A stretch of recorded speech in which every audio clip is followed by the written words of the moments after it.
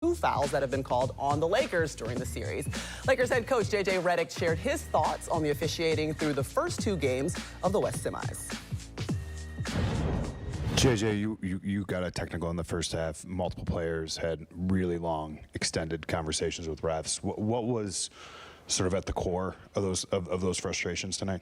Yeah, I mean, I sarcastically said the other day they were the most disruptive team without fouling. I mean, they have a few guys that foul on every possession, and all the good defenses do. You know, SGA gets like I don't even know, a touch foul, I guess, on the drive. There was a stretch where 4 straight possessions, our guys got absolutely clobbered trying to make an entry pass to Jackson, and Jalen Williams is grabbing his jersey with both arms. That's a turn. Like, they're hard enough to play. They're hard enough to play. You've got to be able to just call it if they foul, and they do foul. Along those lines, I mean, LeBron has, I think, taken 5 free throws here in 2 games. What have you, I mean, have you seen him be like attacking and downhill, and are you surprised he hasn't been able to get to the line more? Well, he gets clobbered on that one, you know, with Jalen Williams coming over trying to block the shot when he spun baseline on Dort. That was in that stretch as well. LeBron has the worst whistle of any star player I've ever seen. I mean, I've been with him 2 years now. You know, there's, again, the smaller guys, because they can be theatric, they typically draw more fouls, and the bigger players that are, you know, built like LeBron, it's hard for them. But he gets clobbered, and he got clobbered again tonight a bunch, and that's not like a new thing. That's not specific to this crew or, you know, this this series. He gets fouled a lot. That doesn't happen. I mean, guy gets hit on the head more than any player I've seen on drives, and it rarely gets called. So. J.J. Redick frustrated might be an understatement, but what do we make of his comments about the officiating and LeBron James having the worst whistle that he's ever seen, and a guy that he's coached so far in his young career? I can see why it gets frustrating. I mean, as a player I was a physical player. I was somebody who seeked out the contact. And a lot of times I used to get frustrated thinking that I was getting fouled and they wasn't calling it. That's just the nature of the game. For LeBron, he's big, he's strong, he's active, he's fast, and you don't know what's the fine line, right, between a foul or him presenting the foul. So that's one thing. Also, another thing, OKC is a very, very, very good defensive team. And when you talk about not creating fouls, they don't foul. They don't create fouls. On paper, they don't create fouls. This is what type of team they are. So when you have a team like that going up against an offense who's trying to do everything that they can do, LeBron and JJ, we spoke about this, Mac, they're doing an incredible job of just strategizing the game planning. They just don't have enough right now for OKC.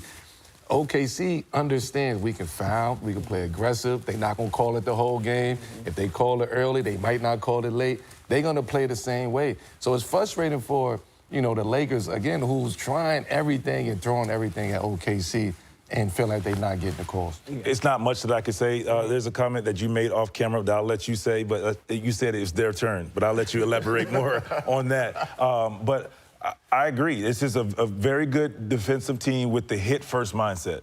And they make sure they touch. They touch the players. They make sure no easy drives. And that comes with it. And when you've built that all season long, the referees kind of understand that. Now, a foul is a foul, and I agree with JJ on that. And some calls that, you know, they don't get, they feel like, I think that's the frustration, is that the calls that someone like Shea, like he said, that is getting, LeBron's not getting, that's not even close to that type of foul. So, yeah, I mean, but, hey, but that's the passion,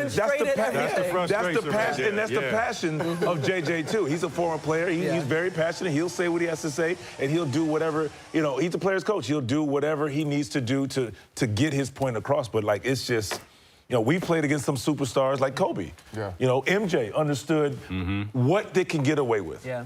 And they know how far to go before it becomes blatant.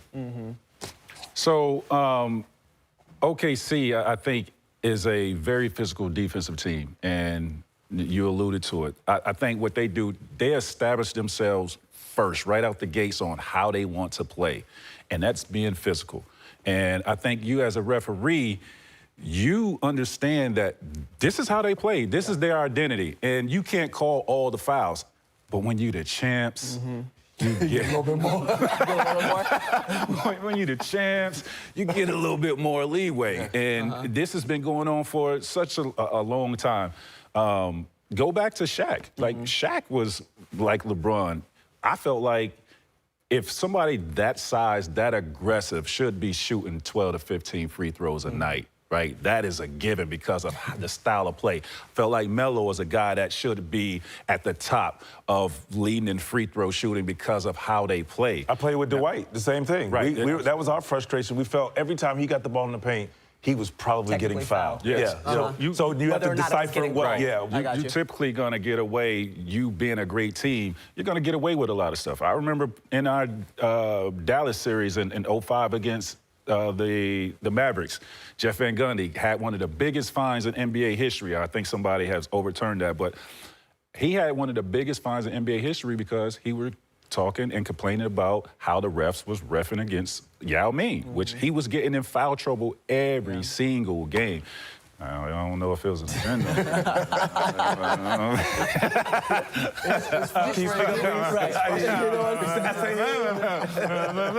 for a Cousins podcast. We'll leave that over there. Do you guys subscribe to the idea that officiating changes throughout the playoffs or in certain games? Like, how do you guys measure that as players who have been through that as Hall of Famers that have? From my experience, it does. I think the referees are locked into points of emphasis going into the playoffs. I think they study just like everybody else study. They look at the game, they look at the season, they say, okay, this team is a physical team, so we're going to give them some leeway to play physical, but we're not going to let them go too far. And I just think this series, the Lakers, OKC, because they the champs, right? They're going to get away with some little fouls here, some grabs that the average team is just not going to get. I would say this: the Lakers can get away with that tonight. You think so? Yeah, because JJ put everybody on notice. So tonight, it's the Lakers' turn to go out there and be physical and play that way. This is mental warfare. Absolutely. That's exactly what this is. JJ know what he's doing. JJ know what he's doing. Oh, God. Listen, SGA said the way that basketball works, the more physical team that imposes their will is the team that gets the win. That's what OKC is always trying to be, and they'll be looking to take a 3-0 lead in LA against LeBron. And now the guys who are going to call Game 3 with the Pistons up 2-0. We got Noah Eagle, Grant Hill, and Robbie Hummel. Guys, how do you see it from sitting courtside? Well, we see it right now that Rocket Arena is going to have to be exactly that, rocking here this afternoon, because the Cavaliers have been great at home this postseason. In fact, they haven't lost at home, but they also haven't won on the road. And so for Cleveland, it feels like they've got a little extra confidence. And normally you say that the series doesn't start until the road team wins. It feels like in this case, it has to be the home team that has to start the series today. Well, 100%. Cleveland, they're going to have to really step up and play better. There's been a theme during this series thus far. Cleveland digs a hole in the first quarter, works hard to get back in it, and they don't close strong down the stretch. But they're going to need to get off to a good start, and their stars have to be stars. They have to be the best players in the fourth quarter.